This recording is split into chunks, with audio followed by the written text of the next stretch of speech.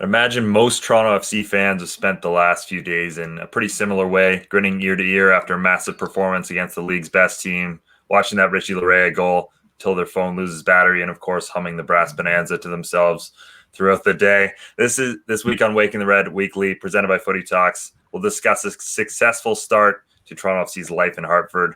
We're also very excited about our guest this week, the man behind at Toronto FC and so much more, the club's digital content manager, Eric Giacometti. He'll join us a little bit later on today. But first, Jeff, did I get the account of your week accurately there? Yeah. I'm still looking at Big Head Jeff and losing my mind. But it's pretty good approximation of my week. Absolutely. Michael, I don't know if we can quite see it in the view here, but rocking the Blue Jays right there. Exciting couple days for Toronto sports here. Of course, I got to give it a shout out to my Blue Jays. You know, they've been in a similar position to Toronto FC as one of the only teams to, I guess, in Canada to have to play, down the States. They're not at home. And you know what? They battled through and they're in the postseason. That starts today. So shout out to the Toronto Blue Jays. I know TFC have been, kind of reaching out to them for a little bit of advice here and there. So let's go Blue Jays. Yeah. Yeah, well, let's get into it off the top here because I think we have a lot to talk about in this week's show. And Toronto FC, a massive win, easily their best performance of the season, certainly their best half of the season against the Columbus Crew.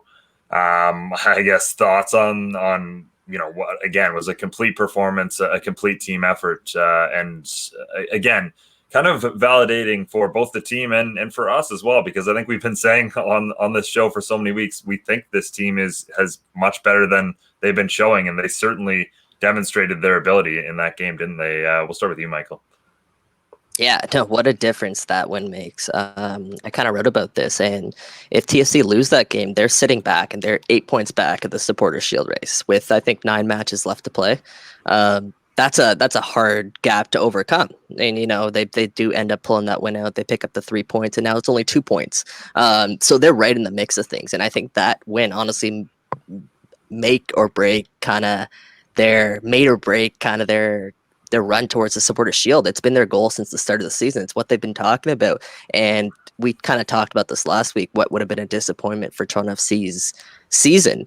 In my opinion, it's not contending for the Supporters' Shield just based off the way they've been talking about it, because it has been a constant goal for this club. And if they can't achieve their goals, then they're falling short. So good to see them battle back. What a second half it was. It could have been the best second half I've seen since, I've taken it over here at WTR.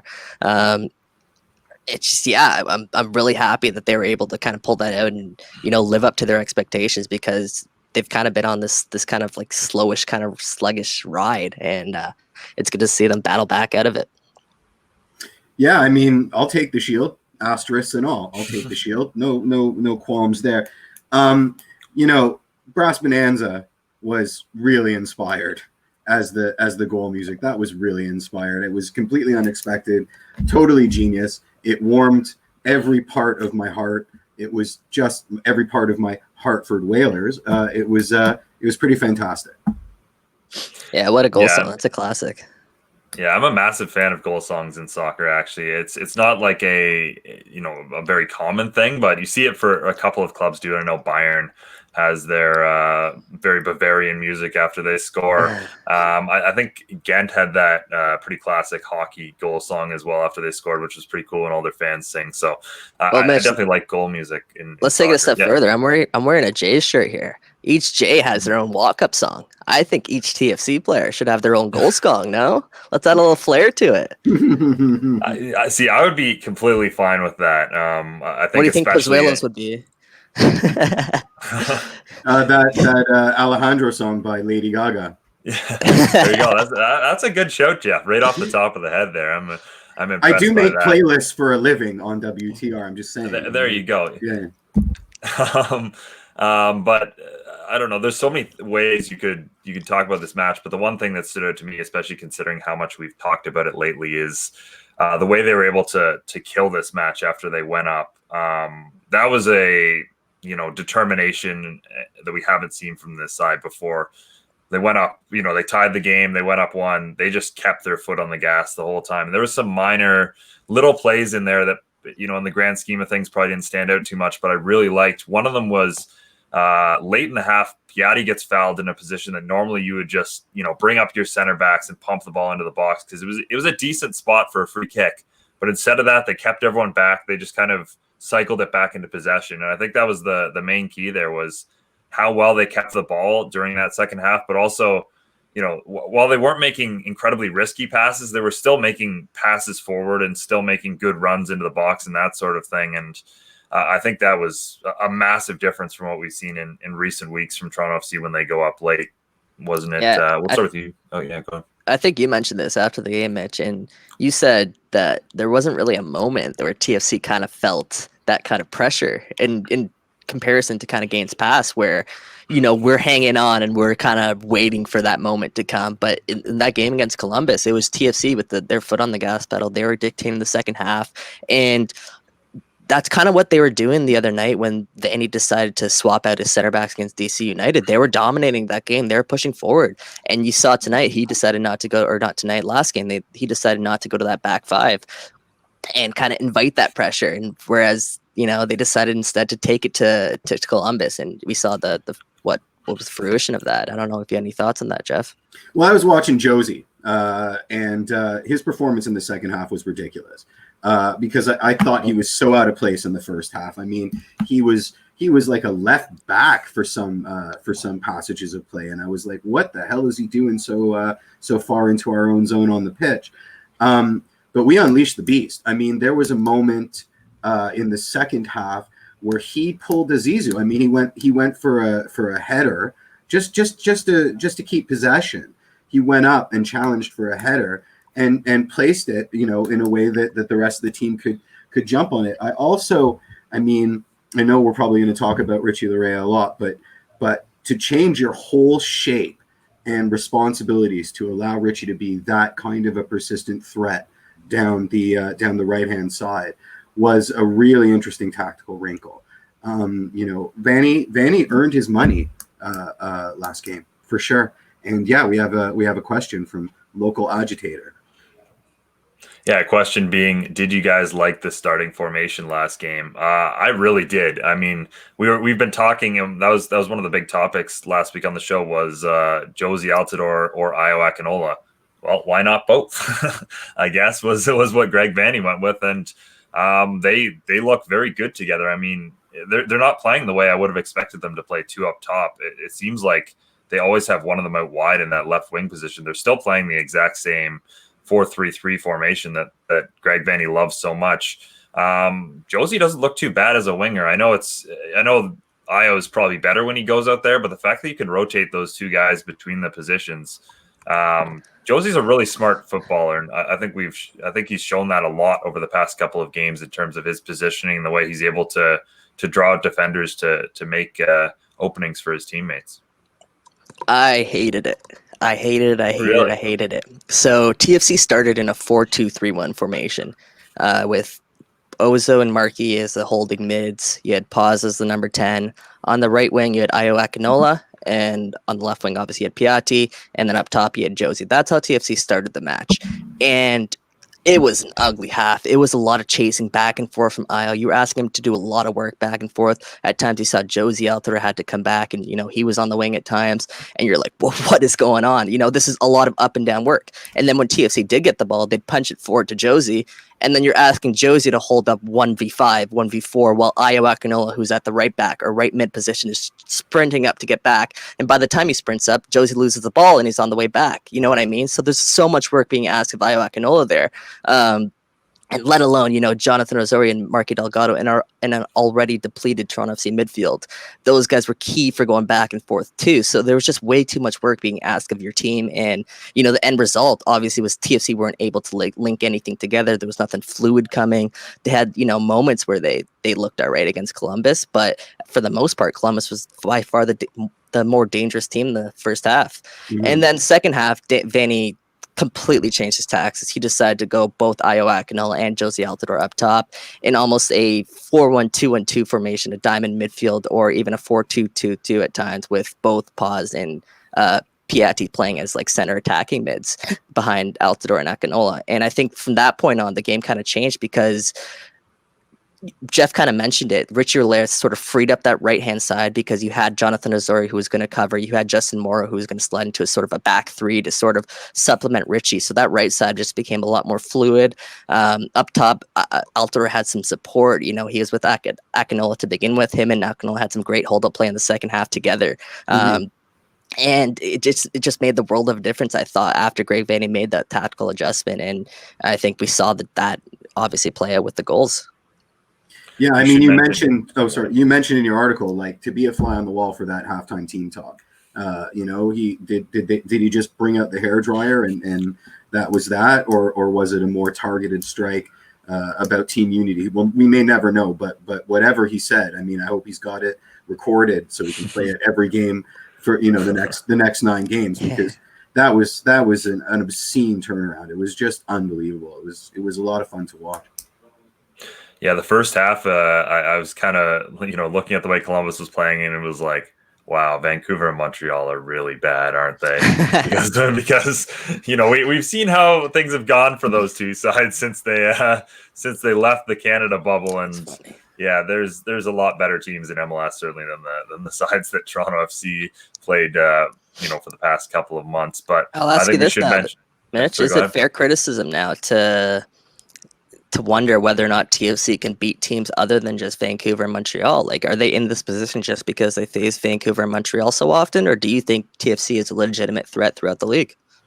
Well, the fact that they just beat New York and Columbus kind of, you know, in some ways mitigates that point. They do. I think they still need to show it a little bit. I mean, Philly on Saturday, which we'll talk about a little bit later, looms pretty large and another opportunity to prove themselves. But, you know, I think in terms of teams in the Eastern Conference to beat, to prove you are once again a contender this year, they were able to beat the two sides that I would have, you know, towards the top of my list, and Philly being the other one. They'll have an opportunity to go 3 for 3. So, you know, as much as they have had an easier ride, I think in the past little bit, they've shown themselves to be quite a good side once again.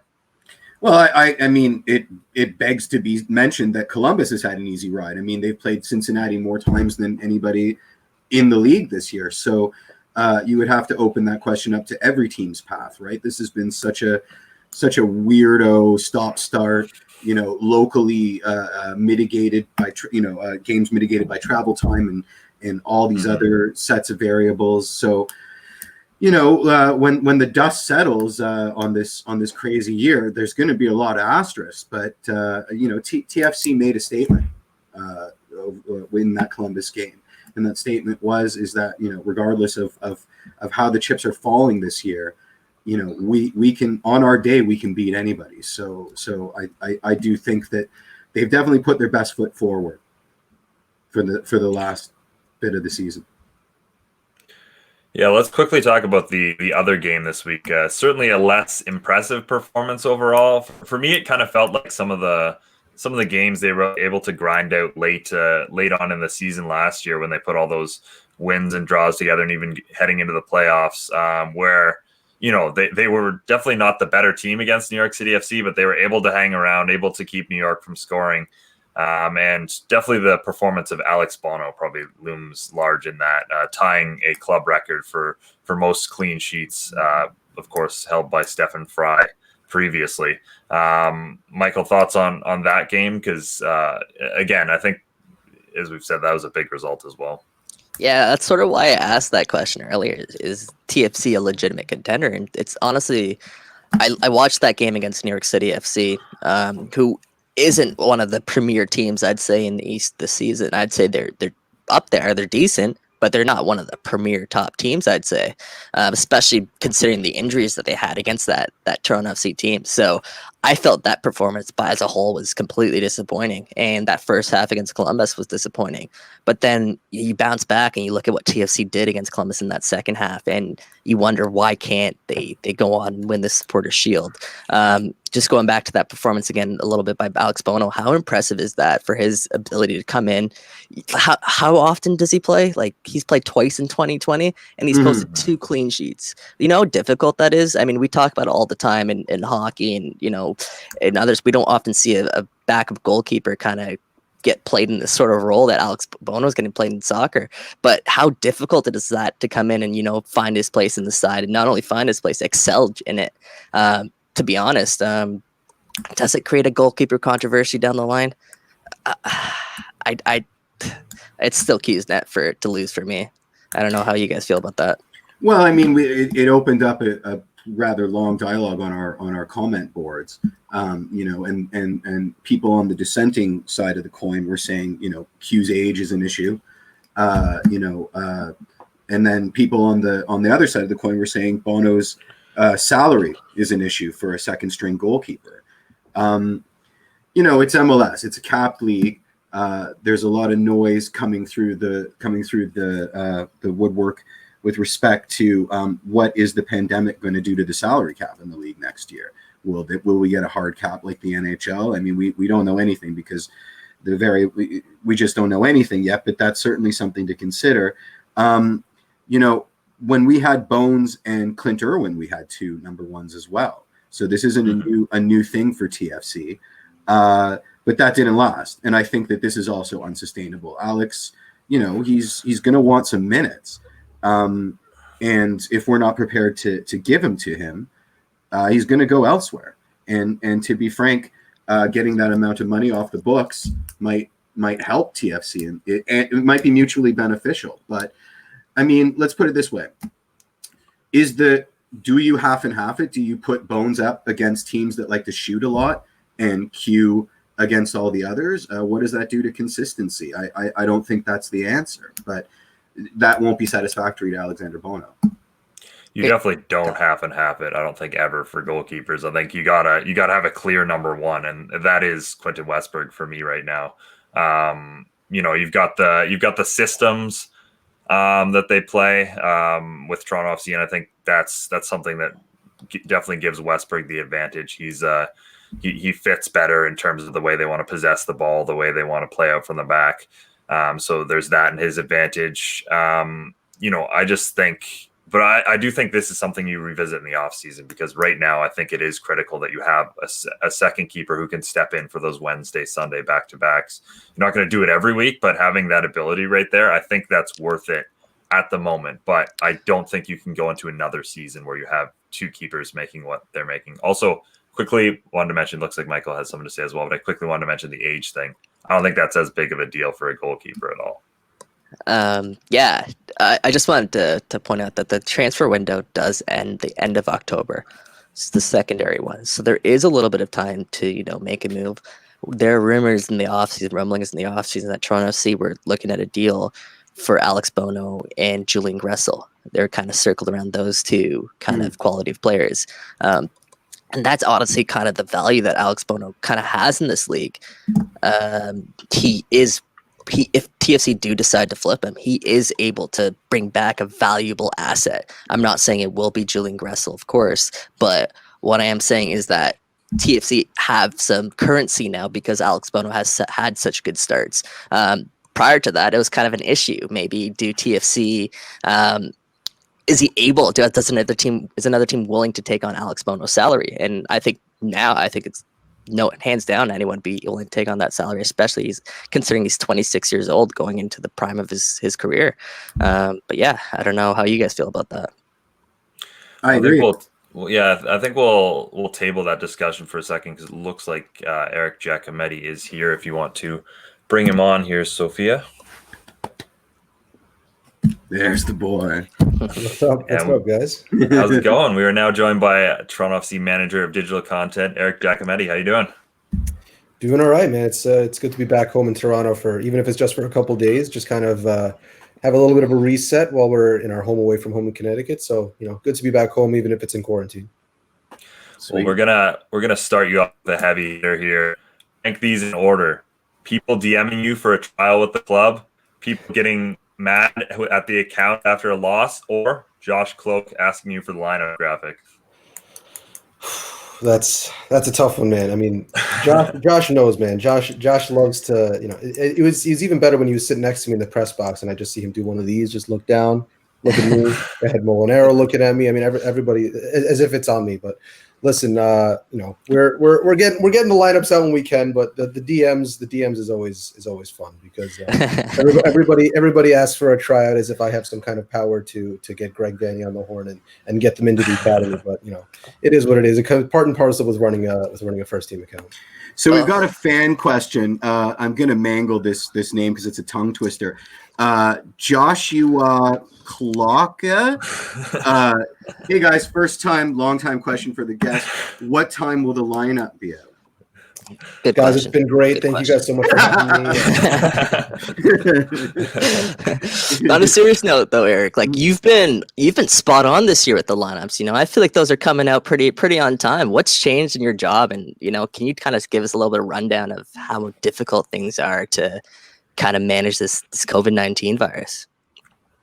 Yeah, I mean, in terms of the totality of the scope of what we do on social and digital, it's been a total curveball, right? Because we plan out for a content slate for the entire year, and then when the team is taken away and you're not seeing games on the field, it kind of it basically can throw the whole thing in the toilet because we were scrambling there at the beginning to try to find some ways to to keep fans engaged, keep people apprised of what's going on with the team, even when the team wasn't able to play. So I know we had to get creative and try to find some new ways to not only service our fans, but service internal stakeholders with, revenue retention was still a big part of it and trying to get partners attached to what little content we could provide. So it's been quite a big shakeup, but I got to say, I'm very much pleased to be back and doing what we do best with the guys in the field, back on the road with the team, creating content, a lot of the behind the scenes stuff. So we're doing everything we can to keep fans as attached as possible, even though we're away from home.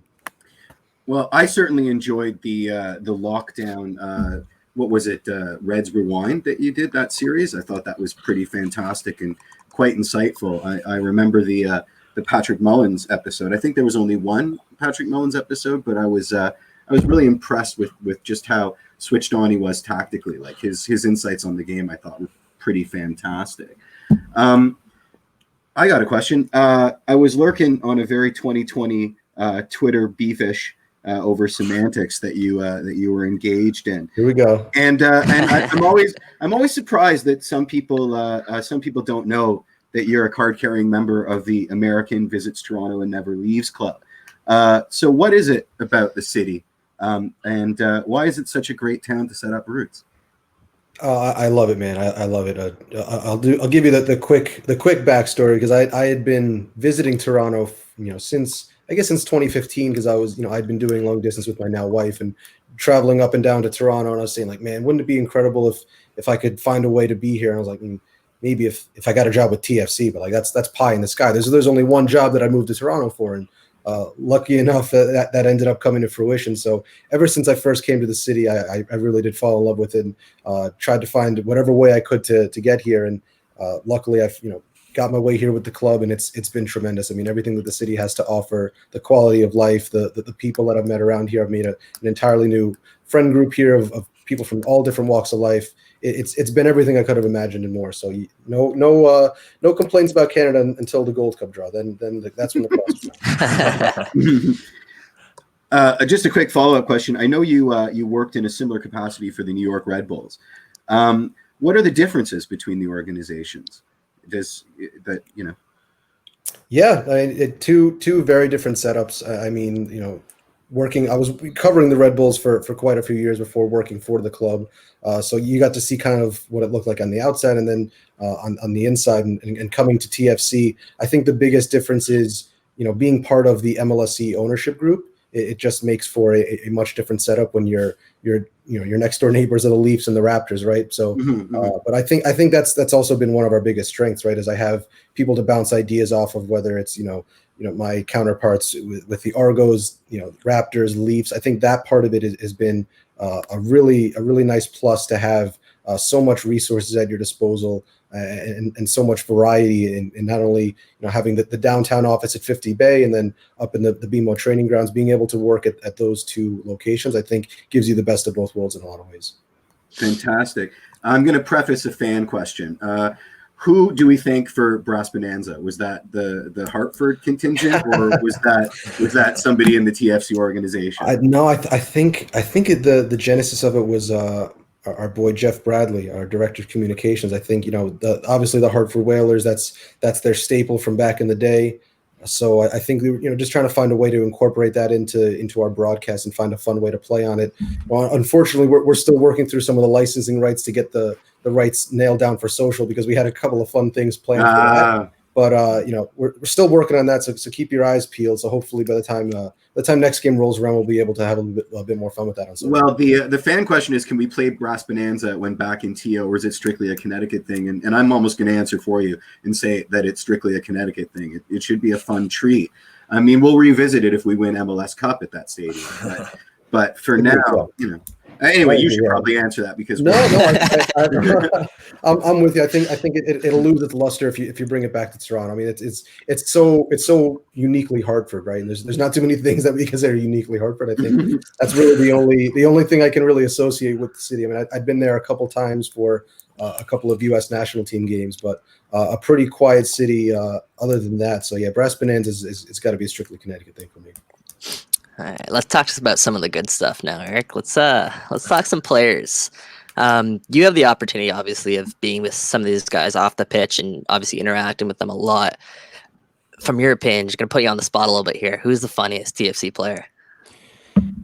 Oh man, there's a lot of characters, but for me, it's Laurent Ciron, man. He's I don't even know how to describe it, but he's always got like a funny retort, or just his comedic timing for me is tremendous. I mean, he's always got something funny to say. He keeps it light in training, and those are the things that you don't necessarily think of when you're covering a team or watching as a fan. It's those little moments that keep the training light, especially when now we're away from home for so long, and it's a bit of a mental grind on a lot of these guys. I think his role in that, in keeping things light and keeping a lot of the interactions, lively and fun, that definitely goes a long way. So I think I'd go with Laurent Ciron. Yeah. Look at that valuable insight. You're not getting that anywhere else but WTR Weekly, guys, with Eric G. Come on. Laurent Ciron, locker room guy. Here we go. No more Laurent Ciron banter. Come on. Is he funny weird, or is he funny haha? Like, will he throw a whoopee cushion under your seat? Because I don't know if that's funny anymore. No, not so much the physical comedy. Okay. I'm a big fan. I'm a big fan of his relationship with Tsubasa Endo, man. I had some pretty good preseason content coming out of the two of them. Nice. Back and forth. So a lot of fun stuff there. Yeah. You love. I have a friend that consistently mentions the baking in the Orlando Heat. Jacob Schaffelberg trying to speak Spanish to the Spanish speaking contingent of the team. I thought that was hilarious. We're going to get a lot of mileage out of the Chris Mavinga bus. That's going strong. Yeah, absolutely. I have a question. I know, Mike. I was reading your questions, actually. I was going to steal one of yours, but go ahead. You guys can prepare. I want to talk about Pablo Piatti and Alejandro Pozuelo. Their relationship kind of off the field. How genuine is that? And, you saw Pozuelo without Piatti last year. Is there a different pause this year? I think the proof is in the pudding for me, right? I mean, we talked about how good Pozuelo was in 2019, coming off of playing a full season in Belgium. Guy was a best 11 candidate, easily the catalyst for everything good Toronto FC does going forward. And I think you're seeing an even better version of him this year, right? And he has a full off season of rest. He's now, built into the fabric of this team and what they do going forward. And I think you're seeing, to me, I mean, obviously I know I'm biased, but I think he's got to be the MVP frontrunner right now. And to speak to your point about his relationship with Pablo Piatti, everything you see on the field, it's tenfold. It's tenfold off the field. I mean, he's very much woven into the fabric of this team. The two of them are inseparable off the field, and the banter that they have together is great. I think they've gotten together quite nicely. It's maybe somewhat similar to Michael's earlier question, but there were some rumors out of training this week that Chris Mavinga might be trying to take your job. Which Toronto FC player do you think would be the best running the Toronto FC socials? Mavinga's a good shout, man. He's another one of those funny guys that keeps things really light, and I think he's coming around in his Toronto slang as well. He's been learning from the likes of Liam Fraser and Richie. Yep, we lost him. We lost Eric G. Yeah, we lost. Yeah, it looks like we lost him there. Damn, I was into that. That was me too. Yeah, some good insights into maybe. I wonder who who got him there if the Chris Mavinga people. I will. I'll build off his Pozuelo sentiment there, though. He has to be the front runner for MVP this year. He's just been so consistent, game in, game out. Greg Vanney said he's not only producing assists, he's producing goals. Is there a hotter player in the league right now than Alejandro Pozuelo? I mean, listen, you could spit and choose a sounder, but that's the problem. They split the votes, right? Like Jordan Morris is having a hell of a season. Rui Diaz is having a hell of a season. Nico Ladero is having a whale of a time out there. The problem is that you're now splitting the votes. What was the other show? Someone was saying Zelarayan on the crew. Is up crew there. Players, even on the crew, yeah. He's quality. Yeah, he's quality.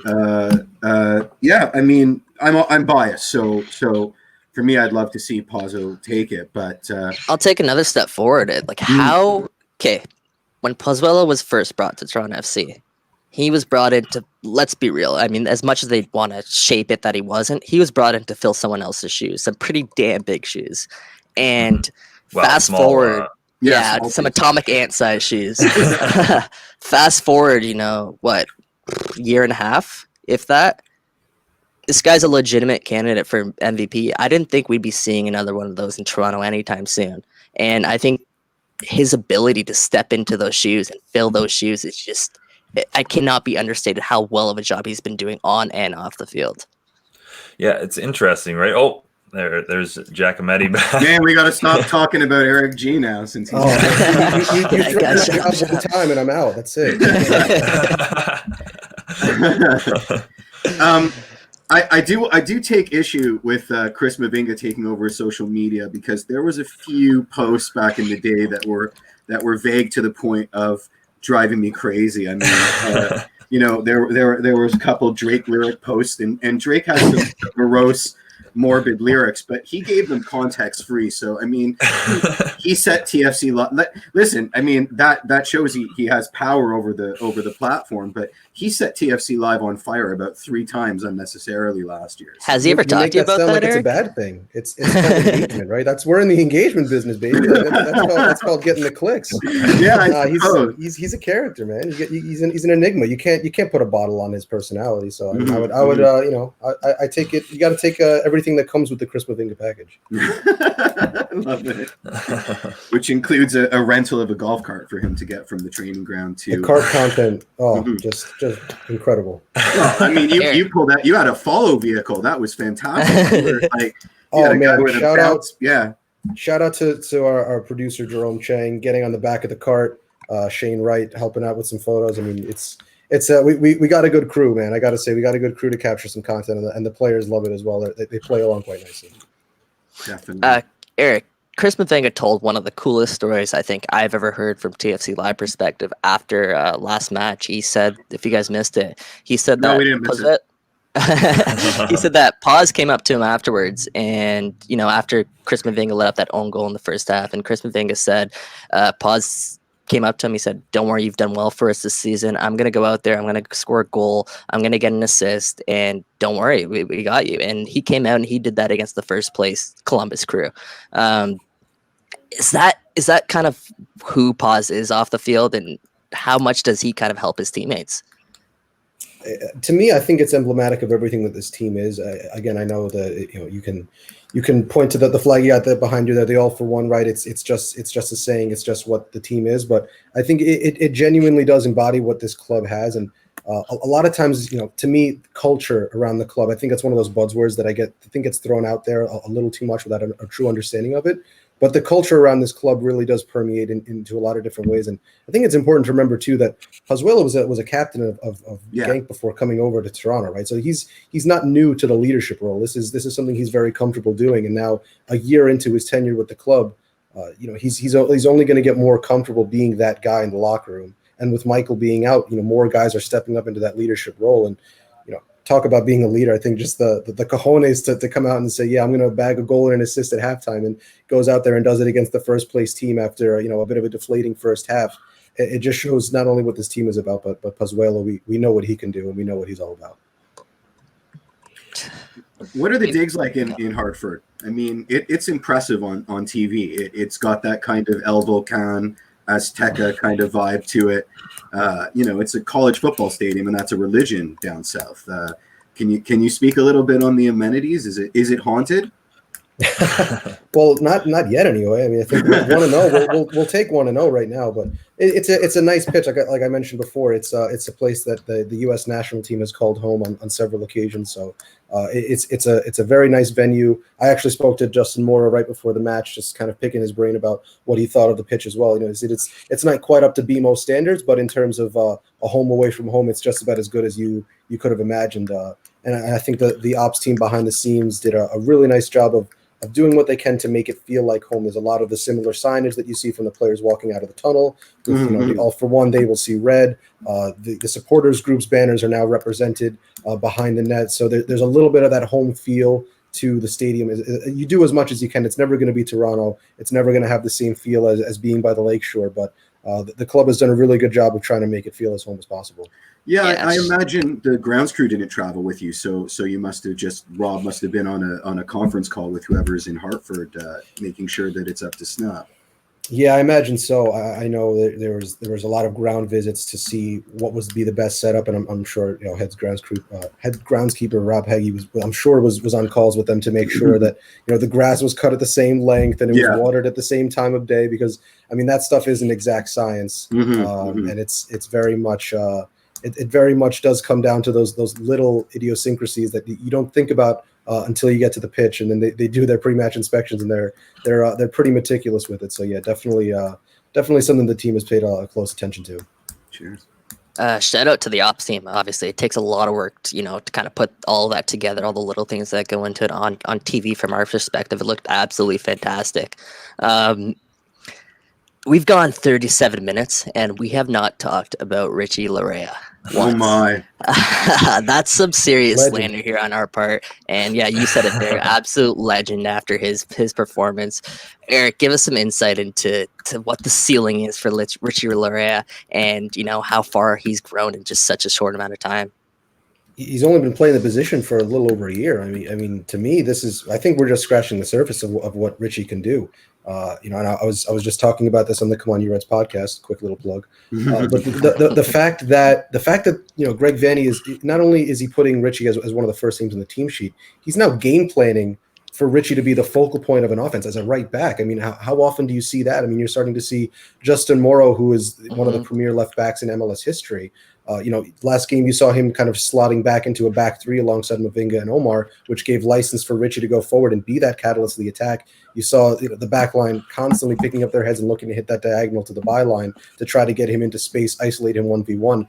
That to me says everything you need to know, that this is as important as anybody in terms of going forward. And I think defensively he's made big strides in terms of his 1v1 defending. I think that's the only thing that could be holding him back from being really one of the premier right backs in MLS. And I think already he has to be in that conversation. Is right back his best position? Yes, it has to be. I mean, you look at, especially the way that he's playing in Greg Vanney's system. I mean, you can make the argument that maybe he's a little more well-suited to play on the wing, but I think that disrupts a little bit too much of what the team does in the front three. If you look at an Akinola, Pozuelo, Jozy, Piatti, any of those combination of players, I think it makes the most sense to have Richie play in that right back spot. And he obviously has a lot of license to go forward. And again, the team is built around his ability to do just that. Well, Eric, we really appreciate you taking the time. We'll let you go for real this time. But some great insights. Other than mentioning another Toronto FC podcast, there are no others that exist. But we do really appreciate the time this week. Of course, guys. Anytime is a pleasure. Yeah, so I'm going to write you a DM right now, and I'll get a trial with the team. What, Monday, Tuesday? Meet us at the training grounds next Thursday at 3. Yeah, if you guys want to try, I'll just hit up Eric G's DMs. That's the key. Cheers, Eric. Gents. All right, thanks, Eric G. Yeah, I think. Awesome stuff. Absolutely. That was great getting a little peek behind the curtain at Toronto FC and everything the club does on social, because as great as they are on the pitch, I think this is one of the organizations that's pretty much unmatched in MLS off the pitch, and their social and digital stuff goes a long way towards that, I believe. Yeah, it strikes a really nice balance between outright banter and factual, which is a difficult tightrope to walk. So it's credit where credit is due.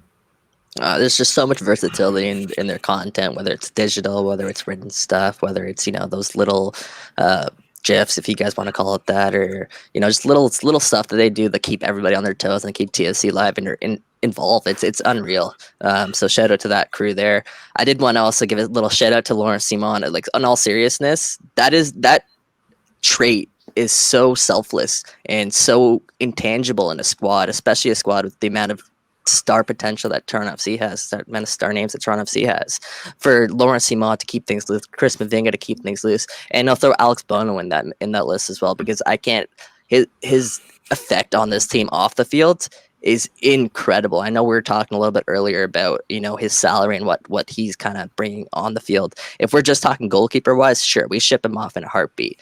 But if you take into account what he brings to this team off the pitch, that's a huge loss for the locker room if Alex Bono goes. So you got to take that into account as well, and just shout out to those guys for keeping these light in this difficult times. Yeah, I do think that's a great point, because it's as you said, these are unique times, and we've seen some Toronto FC dressing rooms that certainly aren't amicable, to say the least, in the past, and in somewhat the more recent past as well. But at the moment, it really does seem like this group has become close together, and that's not just talk. And again, that's really important in a season where you don't have fans, you can't be home all that often. If you're Toronto FC, you have to really like the guys you're playing with, and it does seem like this team really likes each other at the moment, which is, as we said, very important. Yeah, agreed, absolutely. They're one of the most likable Toronto FC teams, honestly, in recent memory, and obviously that 2017 team obviously trumps all. But we went through some bad times after that, and to come back to this full circle, it's kind of nice. And we'll see how this team ends the season. We got a big test coming up Saturday, which I kind of want to talk a little bit about. Against the Philadelphia Union. Yeah, go ahead, Jeff. Well, I mean, if we're talking about turnabout is fair play for that 2018 season, it is so satisfying to see. It happened to some of the teams that it was never going to happen to. I'm looking at you, Atlanta. We got a lot of shade for 2018. The MLS Cup hangover, the CONCACAF Champions League run hangover. It means nothing because Toronto are crap. And now we're being vindicated for that. So I thought it was worth a mention. Jeff held that grudge for 2 years. Yeah. So sweet for him to say that just now. Weight lifted. Oh, God.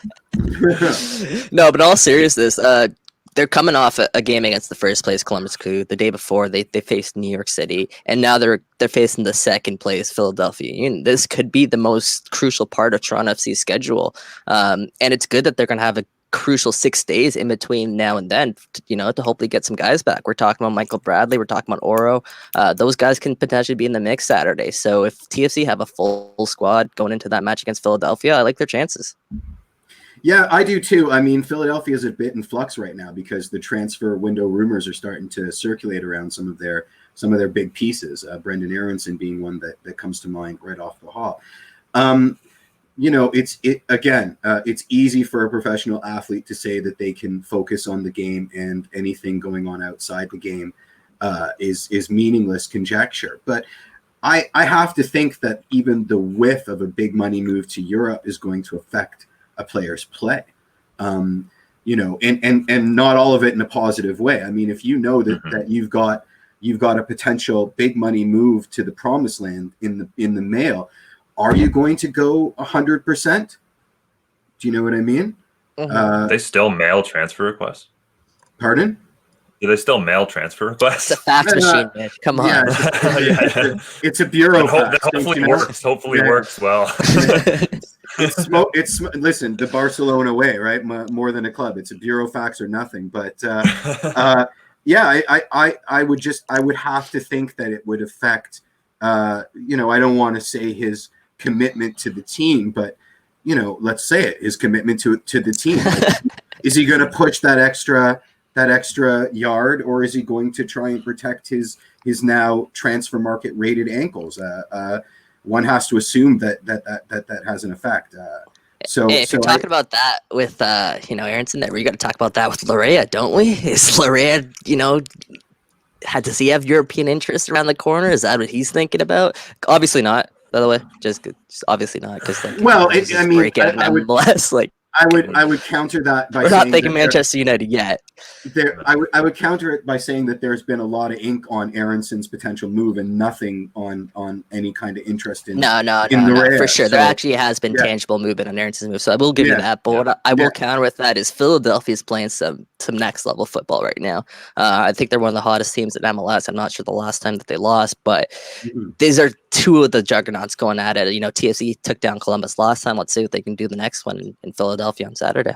Yeah, absolutely. Yeah, absolutely. Yeah, I think that's a perfect place to wrap up. Again, we've been asking for consistency from Toronto FC, and they have an opportunity to really show that they've had consistency of their game against, as we've said, three very solid sides in the Eastern Conference. Mike took away the elite status from New York City FC, but very, very clearly Columbus and Philadelphia are two of the top teams in the Eastern Conference. So Toronto FC gets an opportunity to take them out back to back. But as we've said, huge thank you to Eric Giacometti. That was, one of the probably better interviews we've done on the show so far. Really appreciate him taking the time. Thanks again to Kevin and Sophia for all their work behind the scenes in all of our exciting new look show. Big head Jeff there in the corner. We gotta do something about this, guys. But yeah, looks great. And of course, tune in Thursdays at lunch to Footy Talks Weekly to listen to another version of our show, just slightly more intelligent and 100% more British. So you have that to look forward to as well. Yes, I wanted to do a shout for our friends at the Vocal Minority Podcast. They've got former FC Edmonton coach Jeff Paulus on for an interview, and it promises to be long, but it also promises to be insightful. So you should probably check that out. As I've said multiple times, there are no other Toronto FC podcasts, so I don't know what Jeff's talking about. I just muted Jeff for the last 30 seconds. But otherwise, thank you guys. That's fantastic. Yeah. Cheers. Thank you guys so much for listening and interacting with us. And until next Tuesday, have a great week, everyone. Let's go Blue Jays.